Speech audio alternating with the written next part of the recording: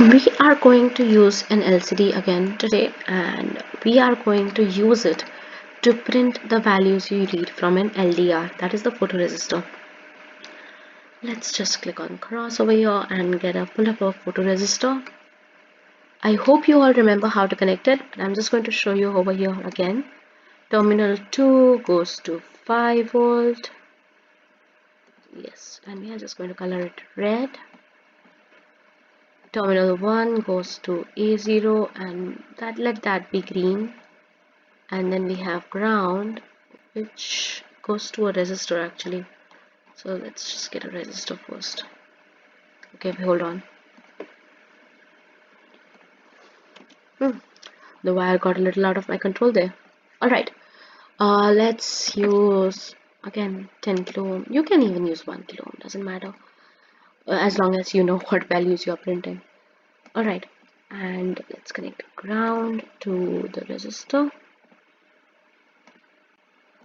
Yeah, and here, yeah, just turn the colors to black because of, so that we get a little bit of a clarity. See if I can make a little bit more sense. This is a really bunch. I don't like that bunch so much. Yeah, better, way better. Alright, now if you remember your code for an LDR, how did it work? So one thing that you could actually do is, or rather I recommend doing it, is just,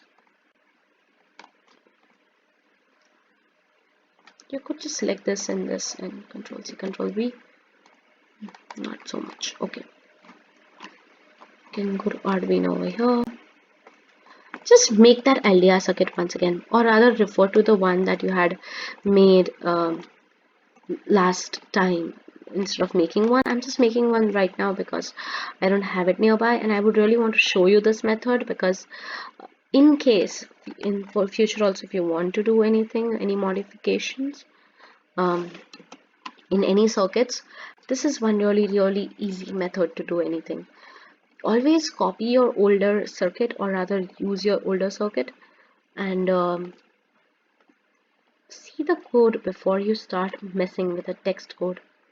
So the code over here we need is to read the photoresistor value.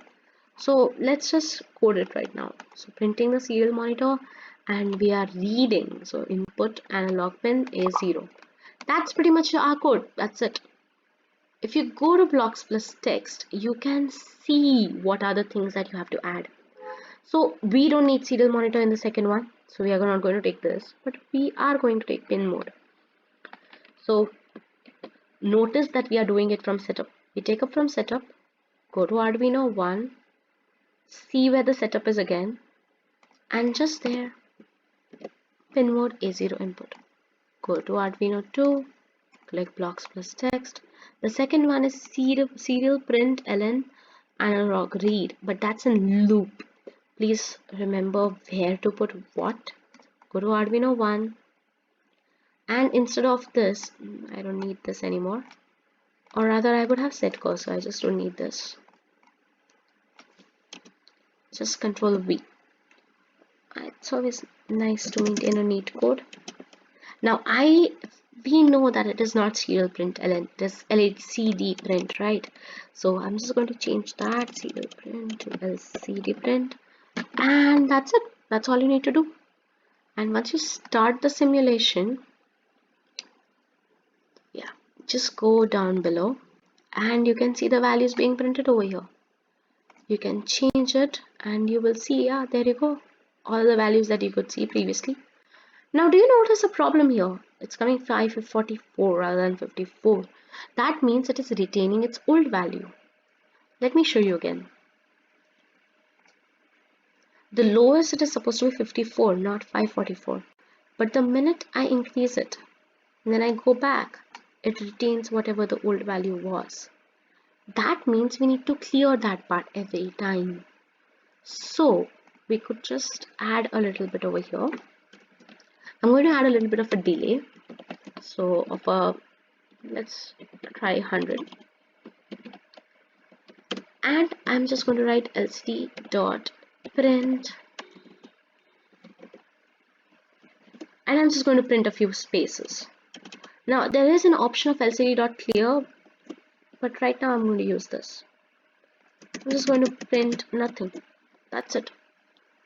Let's try this now. Oh, hold on. If you forget semicolon, you will get a lot of errors. Like I have forgotten. Start simulation. And if this happens with you, just adjust the potentiometer. And there you go. Now if you see, it works perfectly. You see? That's pretty much your code, by the way. Thank you.